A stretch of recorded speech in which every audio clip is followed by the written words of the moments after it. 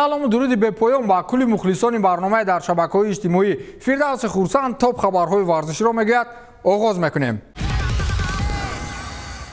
خبر خوش برای مخلصان دسته منچستر سیتی. کریستوفر نکونکو بهترین نشانزن دسته لیپزیگ در بازی جوابی مرحله یکش نهایی لیگ چمپیون‌ها مقابل سیتی با میدان نمیبراید. پپ گواردیولا هنوز پیش از بازی اول گفته بود که یگانه نفری که من میترسم این کریستوفر نکونکو است. بازی دسته‌های مذکور روز 14 فوریه صورت میگیرد و بازی اول با حساب 1-1 با انجام رسیده بود. گفته می شود که نکونکو در بازی مقابل بروسیا دورتموند در بوندسلیگا اوسب گرفت و در دقیقه 84 از میدان گرفته شد. سامانه باشگاه بعداً خبر داد که برای چند مدت فوتبالباز 25 ساله بازی را از کرسی احتیاطی آغاز میکند و یا چند بازی‌های نزدیک عموماً هم دسته‌هایش را کمک کردن نمیتواند. امروز پایگاه خبری ز اتلتیک خبر داد که اشتراک فوتبالباز مذکور در بازی با منچستر زیر سوال میرود. من فکر میکنم که نبودن او اگرچه خبر خوب برای منچستر سیتی است، ولی بودن او هم به گمانم برای گواردیولا یگان مشکلی پیش نمیآورد. لیپزیگ کجا و سیتی کجا؟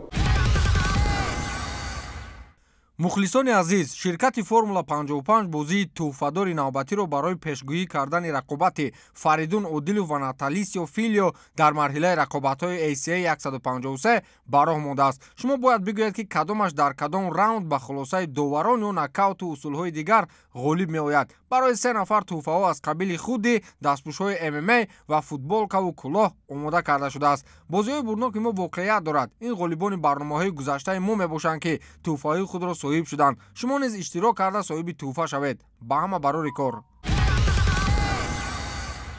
کریستیانو رونالدو با آسیب دیدگان زمین لرزه در ترکیه و سوریه کمک کرد. حملگر دسته النصر یک هواپیما را با کمک بشردوستانه به ضرر دیدگان فرستاد. می‌نویسد دیلی میل. طبق اطلاع منبع، کریستیانو رونالدو هواپیمای پر از خیمه‌ها، بسته‌های غذایی، بالشت‌ها، کورپه‌ها، غذای کودکانه، شیر و لوازمات طبی برای کمک به آسیب دیدگان در سوریه و ترکیه فرستاده است. همچنین برای نیازمندان مبلغ‌های پولی هم رونالدو خیر کرده است. زمین لرزه یک ماه پیش رخ داده بود. در نتیجه زلزله در ترکیه 45968 نفر و در سوریه 8476 نفر هلاک شده. میلیون‌ها آدم روزگار خود را از دست داده به خانه و در ماندند. کمک بشردوستانه به آسیب دیدگان از تمام جهان می‌آید. رونالدو هم در این سمت به فعالیت‌ها همراه شد. روزنامه انگلیسی تاکید می‌کند که رونالدو پیوسته کارهای خیریوی انجام می‌دهد. در بین پاندمی کرونا ویروس او با بیمارخانه‌های پرتغالیا پول خیریه کرده بود و اینچنین بارها عملیات‌های گوناگون برای کودکان نیازمند مبلغ گذاری کرده است. طبق معلومات اخیر در ترکیه بر اثر زمین لرزه 45967 نفر و در سوریه 8476 نفر به هلاکت رسیدند.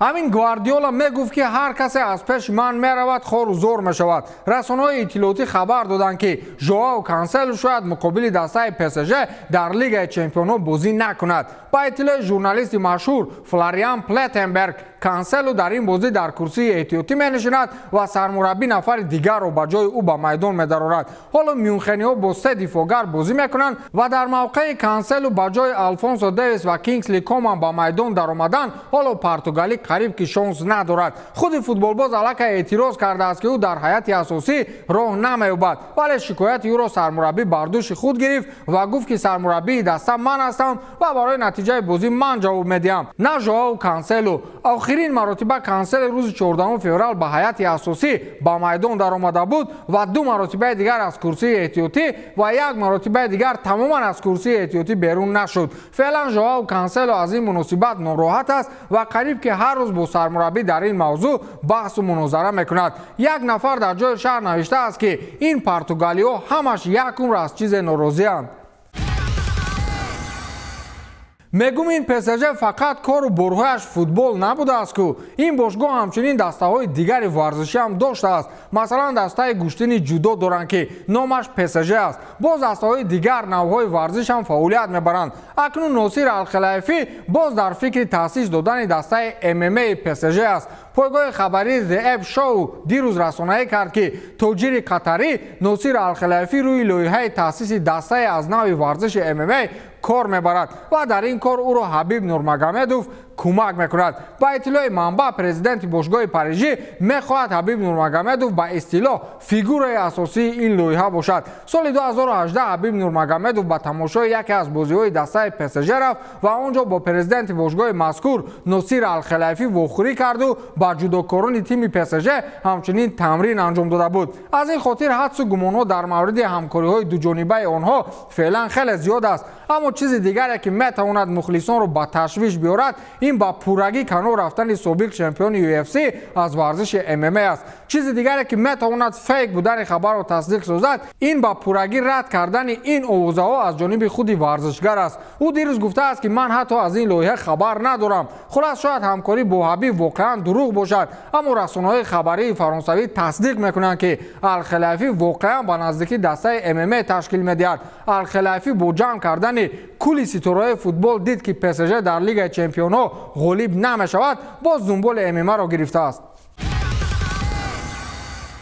کارلو آنچلوتی میتواند از رئال مادرید برکنار شود حتی اگر دسته صاحب جایزه باشد. با گفته ال لارگوئرو و کادنا سر آینده متخصص 63 ساله از رئال مادرید طرف دورتر به نظر میرسد. هفته‌های اخیر آنچلوتی واقعا خواطر و خشمگین به نظر میرسید. بعدا معلوم شد که در اتاق لباسپوشی همدیگر فهمی میان فوتبالبازان وجود ندارد و تصمیم‌های آنچلوتی یکی از سبب‌های بد شدن فضای دسته گردیده است. جنجال اساسی سر آن است که ادواردو کاماوینگا بیشتر در موقع خط دفاع چپ بازی میکند و تو چوامنی وقتی کمی بازی میگیرد. علاوه بر این محیط از آن ویران میشود که مارکو آسنسیو و دانی سبالیوس با قدر کافی با میدان نمیبرند. آنچلوتی میداند که نبودن جایزه ها در این موسم میتواند به استعفای او آورده رساند. با وجود این رشد مختلف رویدادها نیز امکان پذیر است. حتی گرفتن جایزه ها در این موسم شاید برای نگاه داشتن کارلو آنچلوتی در دسته کفایت نکند. از این منتخب برزیل وضع را در اطراف آنچلوتی با دقت نظارت میکند.